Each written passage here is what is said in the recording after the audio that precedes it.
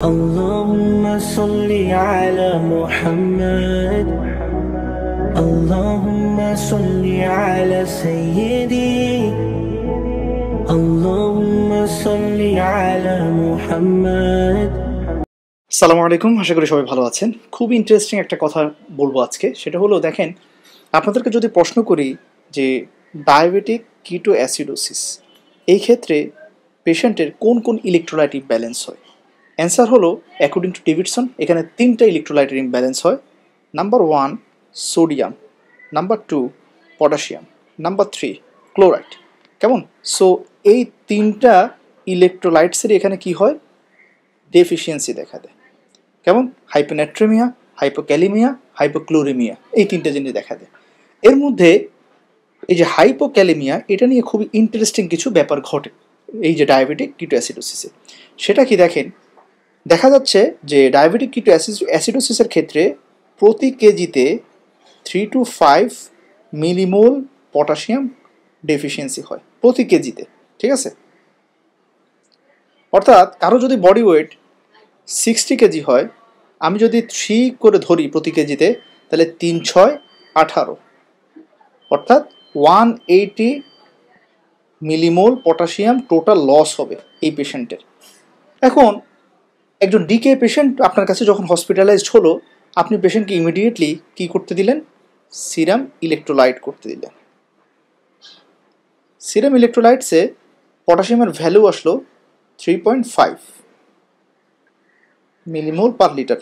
ভালো করে খেয়াল রাখবেন, এটা কিন্তু মিলিমোল না, এটা হচ্ছে concentration, millimole per litre. That means বডিতে আপনার যে প্লাজমাতে টোটাল পটাশিয়াম যেটা আছে, সেটাকে আমরা আপনার প্লাজমা ভলিউমের মানে অ্যাকর্ডিংসে মেজার করছি। কেমন? এই হচ্ছে ব্যাপারটা। এখন আসলে পেশেন্টের কিন্তু অলরেডি পটাশিয়াম ডেফিসিয়েন্সি আছে শরীরে, কিন্তু আমি প্লাজমা পটাশিয়াম লেভেল কি পাচ্ছি? রেফারেন্স রেঞ্জের লোয়ার লিমিটের দিকে পাচ্ছি, অর্থাৎ নর্মাল আর কি, 3.5 to 5.5, এটা হচ্ছে নর্মাল। কেমন? আচ্ছা, সো এখন দেখেন পটাশিয়াম ডেফিসিয়েন্সি, অথচ আমি ইলেকট্রোলাইট লেভেলে পটাশিয়াম নর্মাল পাচ্ছি, তাহলে আমি বায়াসড হয়ে গেলাম। বায়াসড হওয়ার কিছু না, পেশেন্টের কিন্তু আসলে পটাশিয়াম ডেফিসিয়েন্সি আছে, কিন্তু কেন তাহলে এটা নর্মাল দেখাচ্ছে? এটা নর্মাল দেখানোর কারণ হলো দেখেন, এখানে কয়েকটা ব্যাপার ঘটে। একটা হলো, আমি ব্যাপারটাকে এভাবে বুঝাই যে দেখেন, এখানে আমি একটা ব্লাড ভেসেলস আঁকলাম। কেমন? আচ্ছা, আর বুঝার সুবিধার্থে আমি এই ব্লাড ভেসেলসটা থেকে এখানে এইভাবে দিয়ে আপনাকে, এটা হচ্ছে আপনার যে ইউরিনারি ট্র্যাক্ট,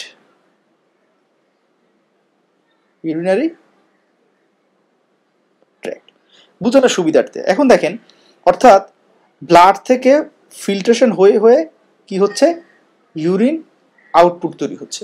এখন আমরা জানি যে ডিকে পেশেন্টের কি হয়? হাইপার গ্লাইসেমিয়া হয়।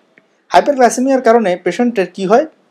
প্রচুর অসমোটিক ডায়ুরেসিস হয়, অনেক বেশি ইউরিন আউটপুট তৈরি হয়, পলিইউরিয়া তৈরি হয়। সো এই যে অসমোটিক ডায়ুরেসিসের কারণে পেশেন্টের ইন্ট্রাভাস্কুলার, অর্থাৎ এখানে যে ইন্ট্রাভাস্কুলার ব্লাড ভলিউম,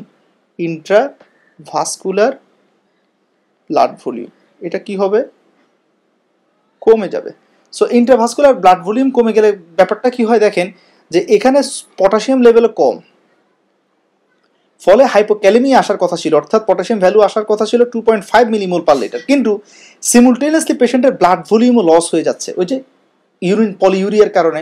ফলে যেহেতু ব্লাড ভলিউমও কমে যাচ্ছে, সো পটাশিয়াম কমা সত্ত্বেও আলটিমেটলি এখানে পটাশিয়াম কনসেন্ট্রেশনটা আমরা কি পাচ্ছি? নর্মাল অথবা স্লাইটলি উল্টো ইনক্রিজ পেতে পারেন, অথচ আসলে তার পটাশিয়াম ডেফিসিয়েন্সি আছে। তাহলে এটার মেইন কারণ হলো এইটা। আচ্ছা, আরেকটা কারণ কি? যে তার বডিতে পটাশিয়াম ডিপ্লেশন হচ্ছে, কিন্তু আমি পটাশিয়াম লেভেল নর্মাল পাচ্ছি। এটার আরেকটা কারণ হলো দেখেন, ডিকেতে পেশেন্টের কি হয়? Metabolic acidosis. এখন এই মেটাবলিক অ্যাসিডোসিসটাকে কম্পেনসেট করার জন্য আমাদের যে সেল আছে, হ্যাঁ, টিস্যু সেলস, এই টিস্যু সেলসের মধ্যে একটা এক্সচেঞ্জার পাম্প আছে, এটাকে আমরা বলি যে হাইড্রোজেন পটাশিয়াম এক্সচেঞ্জার। এই হাইড্রোজেন পটাশিয়াম এক্সচেঞ্জার পাম্পের কাজ কি? অর্থাৎ দেখেন, এখানে যে অ্যাসিডোসিস হচ্ছে, এটা বেসিক্যালি কেন হচ্ছে? এটা কিটোন বডিজের কারণে হচ্ছে, কারণ কিটোন বডিজগুলো কি? Chemically acidic in nature. তাহলে এটা হচ্ছে কিটোন বডিজের এক্সেসের কারণে। যাই হোক, এখন অ্যাসিডোসিস মানে হচ্ছে পিএইচ কি হলো, কমে গেছে। এখন আমার টিস্যু সেল তো বুঝবে না যে এটা কি অ্যাসিটোনের এক্সেসের কারণে হচ্ছে না হাইড্রোজেন, সে বুঝবে যে বডিতে অ্যাসিডোসিস দেখা দিচ্ছে, এখন আমি ইন্টারস্টিশিয়াল ফ্লুইড, এক্সট্রাসেলুলার ফ্লুইডগুলো থেকে হাইড্রোজেন আয়নকে টেনে আমার ভিতরে নিয়ে আসবো।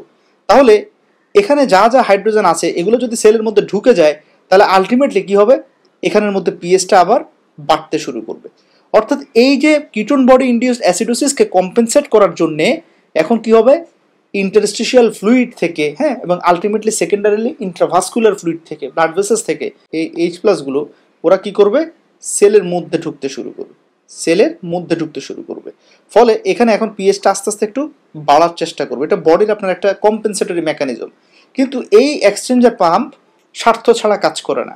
হাইড্রোজেনকে সে ঢুকাবে কিন্তু তার বিনিময়ে একটা পটাশিয়ামকে সে বের করে দিবে, এই কারণে তার নাম হাইড্রোজেন পটাশিয়াম এক্সচেঞ্জার। সো এক একটা হাইড্রোজেন ঢুকার জন্যে এক একটা পটাশিয়াম সেলের ভিতর থেকে বাহিরে চলে আসছে, এবং এরা প্রথমে কোথায় আসে, ইন্টারস্টিশিয়াল ফ্লুইডে, সেখান থেকে আলটিমেটলি কোথায় আসবে, ইন্ট্রাভাস্কুলার ফ্লুইডে অর্থাৎ ব্লাডে চলে আসবে, এবং সেটাকে আপনি প্লাজমাতে দেখতে পাচ্ছেন। সো আলটিমেটলি যে পটাশিয়ামটা ইউরিন দিয়ে লস হয়ে যাচ্ছিল সেটাকে আবার আপনার সেল কম্পেনসেট করে দিচ্ছে। এই কারণে টোটাল পটাশিয়াম ডেফিসিট হওয়া সত্ত্বেও আমরা ডিকেতে পেশেন্টের সিরাম ইলেকট্রোলাইট লেভেল চেক করলে potassium level normal or even slightly raised পেতে পারি। তবে এটা নিয়ে বায়াসড হওয়া যাবে না, পটাশিয়াম লেভেল দেখে বায়াসড হওয়া যাবে না। সো এই কথাটাকে দেখেন, এই কথাটাকে ডেভিডসনে বলছে, এই যে দেখেন যে plasma potassium may even be raised, এখানে একটু নর্মাল কথাটা লেখেন, may even be normal or raised initially. কেন? Due to disproportionate loss of water, ওই যে অসমোটিক ডায়ুরেসিস হচ্ছে ডিউ টু হাইপারগ্লাইসেমিয়া, তারপরে displacement of potassium from the intracellular compartment by H+ ion, ওই যে হাইড্রোজেন পটাশিয়াম এক্সচেঞ্জার পাম্পের কথা বললাম। কেমন? এই দুটো হচ্ছে মেইন ব্যাপার। আরও ইন্টারেস্টিংলি দেখেন, খুবই মানে ইন্টারেস্টিং বিষয়টা, সেটা হলো যে আপনি যখন পেশেন্টের যেহেতু ফ্লুইড ডিপ্লেশন হচ্ছে, তাই না, ওভার অসমোটিক ডায়ুরেসিসের কারণে, এখন আপনি যখন পেশেন্টকে ফ্লুইড রিপ্লেসমেন্ট করা শুরু করবেন, হ্যাঁ, আইভি নর্মাল স্যালাইন দেওয়া শুরু করবেন, দেখা যাচ্ছে তখন পেশেন্টের সিরাম ইলেকট্রোলাইট লেভেল আরও ফল করবে। তার কারণ কি দেখেন, এখন আপনি পেশেন্টকে কি করছেন, তাকে ইন্ট্রাভেনাস নর্মাল স্যালাইন দিচ্ছেন, অর্থাৎ তাকে ফ্লুইড রিপ্লেসমেন্ট করছেন, ঠিক আছে, আইভি ফ্লুইড দিয়ে। এখন পেশেন্টের কি হবে, ইন্ট্রাভাস্কুলার ব্লাড ভলিউম বাড়তে শুরু করবে। এখন আপনি যদি ফ্লুইডের সাথে যদি পটাশিয়াম কারেকশন না করেন তাহলে পেশেন্টের তো ব্লাড ভলিউম বেড়ে যাচ্ছে কিন্তু পটাশিয়াম তো বডিতে বাড়ছে না, কারণ বাহির থেকে সে কোনো পটাশিয়াম রিপ্লেসমেন্ট পাচ্ছে না। ফলে এখন আপনার সলভেন্টের যে ভলিউম বেড়ে যাচ্ছে, ব্লাড ভলিউম বেড়ে যাচ্ছে, কিন্তু সলিউট পটাশিয়াম বাড়তেছে না। ফলে পেশেন্টের ওভারঅল পটাশিয়াম কনসেন্ট্রেশন আরও ফল করবে। অর্থাৎ দেখা যাচ্ছে ফ্লুইড রিপ্লেসমেন্ট শুরু করার আগে পটাশিয়াম ছিল নর্মাল 3.5, যখন আইভি ফ্লুইড দেওয়া শুরু করলেন, হ্যাঁ, 2-3 লিটার যাওয়ার পরে দেখা যাচ্ছে সেটা হয়ে গেল যে 2.8। তাহলে তার কারণ কি?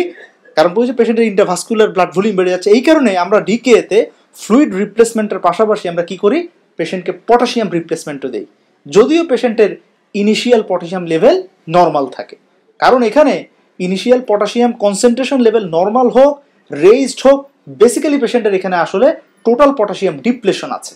কারণ পেশেন্টের যেহেতু হাইপারগ্লাইসেমিয়া ইনডিউসড অসমোটিক ডায়ুরেসিস হচ্ছে, অতিরিক্ত মানে ইউরিন আউটপুট হচ্ছে, এই ইউরিন আউটপুটের সাথে পেশেন্টের আসলে সোডিয়াম পটাশিয়াম ক্লোরাইড লস হয়েছিল, এবং তার কারণে পেশেন্টের আসলে এখানে টোটাল পটাশিয়াম ডিপ্লেশন থাকে।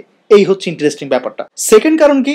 সেকেন্ড কারণ হলো ডিকে এর ম্যানেজমেন্টে ফ্লুইডের পাশাপাশি আমরা পেশেন্টকে কি দেই বলেন? ইনসুলিন। এক্স্যাক্টলি, ইনসুলিন দিই। এখন এই ইনসুলিন কি করে?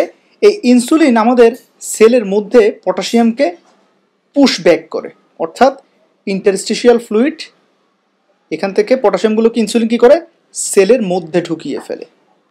ফলে ইন্টারস্টিশিয়াল ফ্লুইডে পটাশিয়াম কি হয়, কমতে থাকে, এবং আলটিমেটলি ইন্টারস্টিশিয়াল ফ্লুইডে পটাশিয়াম কমা মানে ইন্টারভাস্কুলার ফ্লুইডে পটাশিয়াম কমতে থাকা। আর আমরা যে টেস্ট করি ভেনাস প্লাজমা নেই, সো সেখানে কি আসবে, হাইপোক্যালেমিয়া আসবে,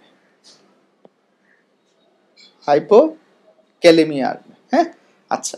সো ট্রিটমেন্ট শুরু করার পরে পেশেন্টের পটাশিয়াম লেভেল উল্টা আরও কী হবে, পটাশিয়াম কনসেন্ট্রেশন ফল করবে। দুইটা কারণ, একটা হচ্ছে fluid replacement due to intravascular fluid expansion, 2 নম্বর হচ্ছে insulin induced potassium push back into intracellular fluid. এই দুইটা কারণ মনে রাখবেন, ব্যাস ইনশাল্লাহ।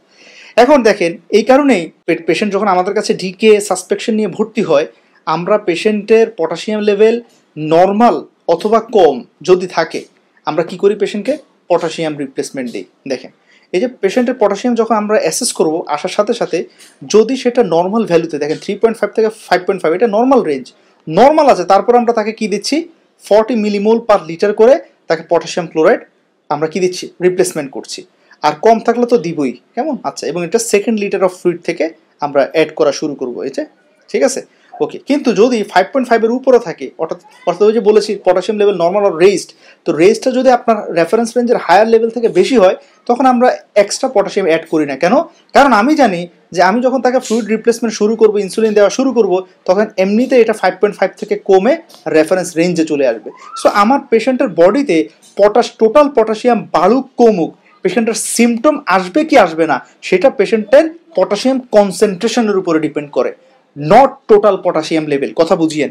মনে করেন একজন পার্সনের এই কথাটা ভালো করে বুঝতে হবে। দেখেন, একজন পার্সনের মনে করেন বডিতে টোটাল 100 মিলিমোল পটাশিয়াম আছে, কিন্তু তার পটাশিয়াম কনসেন্ট্রেশন, টোটাল পটাশিয়াম আর পটাশিয়াম কনসেন্ট্রেশন দুই জিনিস, হ্যাঁ। টোটাল পটাশিয়াম কনসেন্ট্রেশন তার 2.5 মিলিমোল পার লিটার, তার কিন্তু হাইপোক্যালেমিয়া এবং তার সিমটম আসা শুরু করবে, হাইপোক্যালেমিয়ার সিমটমগুলো পাওয়া শুরু করব। আরেকজন পেশেন্টের তারও বডিতে একই, অর্থাৎ 100 মিলিমোল টোটাল পটাশিয়াম, কিন্তু তার পটাশিয়াম কনসেন্ট্রেশন ব্লাডে 3.5 মিলিমোল পার লিটার। তাহলে এই পার্সেন্টের ক্ষেত্রে কিন্তু আমি হাইপোক্যালেমিয়ার ফিচার্স পাবো না। অর্থাৎ টোটাল পটাশিয়াম না, আমার জন্য ম্যাটার হচ্ছে পটাশিয়াম কনসেন্ট্রেশন। সো এই হলো আসল ব্যাপারটা, ক্লিয়ার? তাহলে আমি যদি সামারি করি যে একজন ডিকের পেশেন্ট আমার কাছে আসলে ট্রিটমেন্ট শুরু করার আগে পেশেন্টের পটাশিয়াম ভ্যালু, অর্থাৎ পটাশিয়াম কনসেন্ট্রেশন ব্লাডে কীরকম থাকতে পারে, আইদার নর্মাল অথবা রেজড অথবা ডিক্রিজড, ক্লিয়ার? আচ্ছা, এখন যদি পেশেন্টের পটাশিয়াম কনসেন্ট্রেশন নর্মাল অথবা ডিক্রিজ থাকে, তাহলে আমরা পটাশিয়াম রিপ্লেসমেন্ট করব। আর যদি এটা 5.5 উপরে যায়, আমরা পটাশিয়াম রিপ্লেসমেন্ট করব না। এখন আপনাকে সেকেন্ড প্রশ্নটা যদি করি, একজন ডিকের পেশেন্টের টোটাল পটাশিয়াম ভ্যালু বডিতে কিরকম থাকে, আনসার হবে একটাই, যে পটাশিয়াম ডিপ্লেশন থাকে। অর্থাৎ টোটাল পটাশিয়াম কমে যাবে, এই ব্যাপারে সন্দেহ নাই, কিন্তু ব্লাডে পটাশিয়াম কনসেন্ট্রেশন কম থাকতে পারে, নর্মাল থাকতে পারে, বাড়তি থাকতে পারে। ঠিক আছে, আশা করি আপনারা ব্যাপারটা ক্লিয়ারলি বুঝতে পেরেছেন। আলহামদুলিল্লাহ, থ্যাংক ইউ এভরিওয়ান। اللهم صل على محمد اللهم صل على سيدي اللهم صل على محمد